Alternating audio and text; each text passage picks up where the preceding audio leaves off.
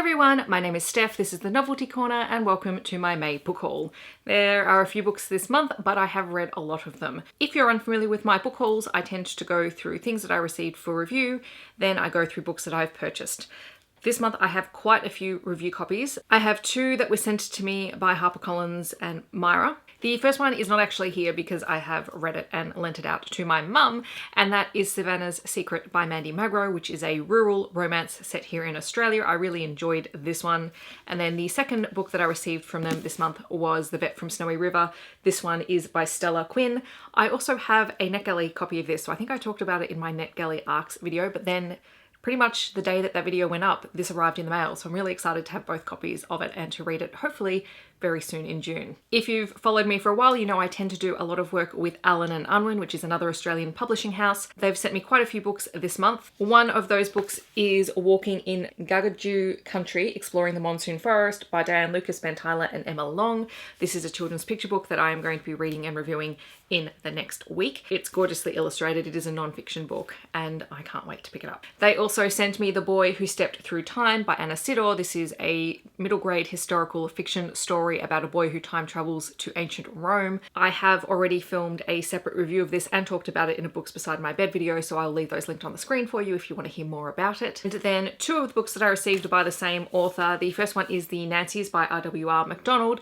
This is the first book in the Nancies series, although you can read the books as standalones. This one was originally published in 2019 and I was sent it for review to read before I read Nancy Business, which is the new one that's coming out in June. This one I will have a video out on the 16th, so you can hear all of my thoughts then, but I have read the Nancies already and talked about it and written a review on my blog. They're basically cozy mystery stories set in New Zealand and they're delightfully fun because they feature queer characters and family and it's lovely. From Scholastic I received Macca the Backpacker by Matt Cosgrove. You've seen me talk about a few of the Macca books here on this channel. Macca is obviously an alpaca and every book he tends to go on a bit of an adventure and all sorts of things happen, and in this case he is going traveling and it's harder than he expects it will be, but because he has such good friends who have helped him plan for this and who have been good friends to him, he remembers all of their qualities and it helps him to persevere when things get tough. Alright, moving into things that I purchased. I only have one additional picture book that I've purchased this month, and that is this wordless book, The Tremendously Scary and Extraordinarily Hairy by Christopher Maxwell. This is an Australian illustrator who has created this gorgeous, gorgeous book. It is a wordless picture book that says it is for anyone who is brave enough to confront their fears and worries and gain confidence to strive for what brings them joy, even if a little help is needed along the way. And if you can't tell just by the cover artwork, it's stunning inside. Okay, moving into young adult territory, I have Heartstopper Volume 4 by Alice Oseman. I have not read this yet, but that's because I got it just before the Love in the Night readathon started. But hopefully by the time this video goes up, I will have already read this.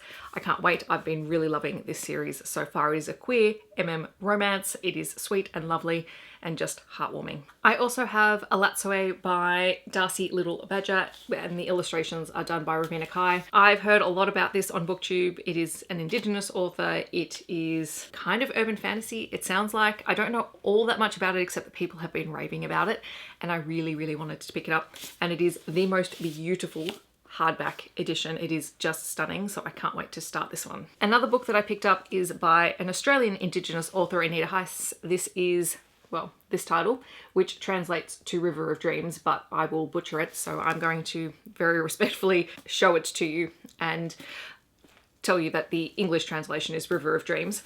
I don't know all that much about it, but I knew that it came out. I know a lot of Anita Heiss's work. I've read some of her middle grade books and I really wanted to try one of her adult stories. So this one will hopefully be read sooner rather than later as well. All right, I have 4 science fiction books. These are all adult, well, objectively they're adult titles. I have Fugitive Telemetry by Martha Wells, which is the 6th book in the Murder Dot Diaries series. It is a novella. I have read it. I read a review copy of it, I believe. I can't remember. Must have been a review copy because I didn't mark it up. Anyway, I read it, loved it. I love this series. I will continue to read it as long as books are coming out in the series. I also found some paperback copies of the Jurassic Park and Lost World books by Michael Crichton. So there is Jurassic Park and the Lost World. They are smaller sizes and they were only like $6.50 each. So I snapped them up because I do have hardcovers of the books, but those are a bit heavy to read when I'm actually reading it.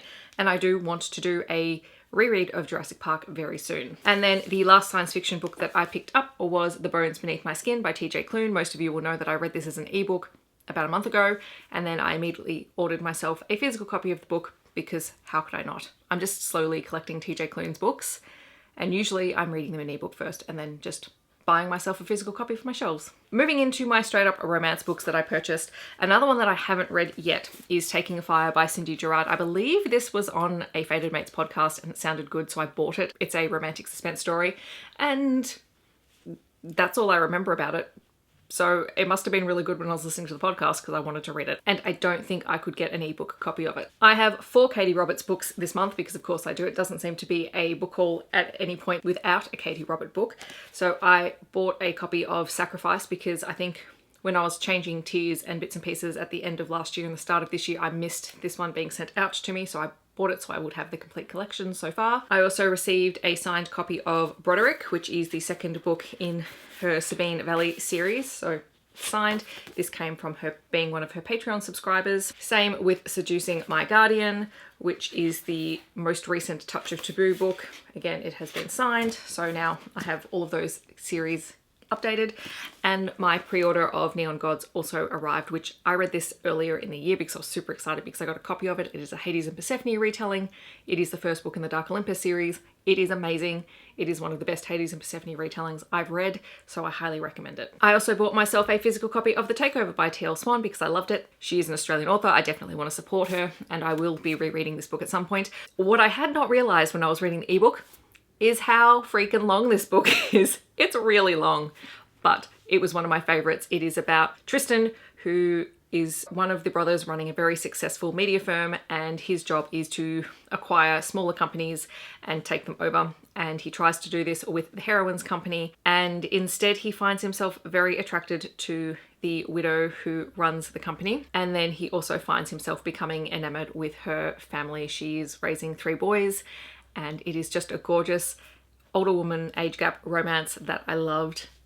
I loved this so much. Some of you may remember last year I went through and I bought up a whole stack of Nalini Singh books to complete my Side Changeling series. So this year I decided to complete my Guild Hunters series. Well, there is one Side Changeling book in here. I was missing a lot of the earlier books in the Guild Hunter series just because the other ones I'd managed to pick up on sale in various places, but I think I was missing like the first 5 or 6 books. I found a copy of Angel's Flight, which is the novella anthology for the series. I also picked up Archangel's Kiss, Archangel's Consort, Archangel's Storm, and Archangel's Blade. I am still waiting for Angel's Blood to turn up. That one is on back order. If you are not familiar with the Guild Hunter series, it is a paranormal romance. It features angels and vampires and is a lot of fun. It's very urban fantasy in its storytelling style, just like Side Changeling. Which brings me to Wild Invitation, which is one of the novella anthologies in the Side Changeling series. I've just recently read Wild Embrace, which is the other collection, and I have read Wild Invitation before, but I think I need to reread it because I did leave a poll on my YouTube channel about whether or not you guys would like me to include some very brief recaps of the novellas in my Side Changeling series, and so far the response has been overwhelmingly yes. So I'll be doing that at some point in the near future. So stay tuned. And that is everything that I acquired in May. As I've said, I've read the majority of them, so I'm feeling pretty good. Most of this was just adding things to my shelf that were things that I've really enjoyed and I want to have a physical copy of. In the comments below, let me know if you have read any of these books or if you're planning to read any in the future. If you're here but you don't want to leave a comment, feel free to leave a dinosaur emoji in the comments because, you know, Jurassic Park was on here and it's one of my favorite books from my teenage reading years. I hope that wherever you are in the world, you're staying safe and healthy, and I will see you in my next video. Thanks so much for watching. Bye everyone.